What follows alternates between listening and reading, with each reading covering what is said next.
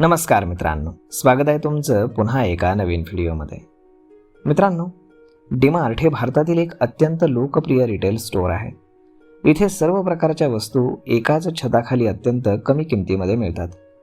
त्यामुळे प्रत्येक डीमार्ट स्टोअरमध्ये ग्राहकांची मोठी गर्दी दिसून येते. अनेक लोक महिन्याभराचं सामान देखील इथूनच खरेदी करतात.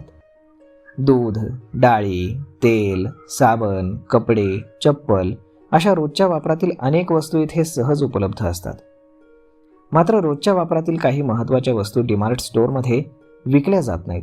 यामध्ये प्रामुख्याने भाजीपाला, अंडी आणि फ्रोझन चिकन यांचा समावेश होतो.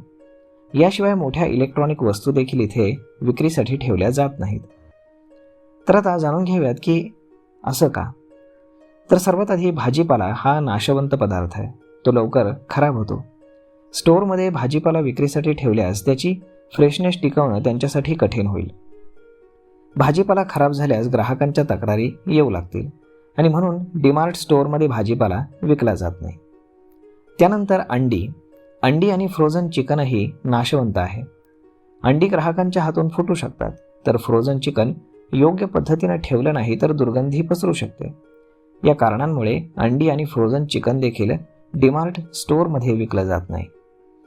अशा प्रकारे नाशवंत आणि व्यवस्थापनीय दृष्ट्या जोखमीच्या वस्तू टाळून डीमार्ट आपल्या स्टोअरमध्ये केवळ टिकाऊ आणि सहज विक्री होणाऱ्या वस्तूंवरतीच जास्त भर देते. तर मग मित्रांनो, अशा पद्धतीनं डीमार्टमध्ये सगळं मिळतं, परंतु अंडी, चिकन आणि मटण का कधीच मिळत नाही, यामागचं कारण तरी काय, हे आजच्या व्हिडिओमध्ये आपण जाणून घेतलं. तर मग यावरती तुम्हाला काय वाटतं हे तुम्ही आम्हाला कमेंट करून नक्कीच सांगा. आणि जर हा व्हिडिओ तुम्हाला आवडला असेल तर आपल्या जवळच्या मित्रमंडळींसोबत देखील हा व्हिडिओ तुम्ही शेअर करायला विसरू नका. धन्यवाद.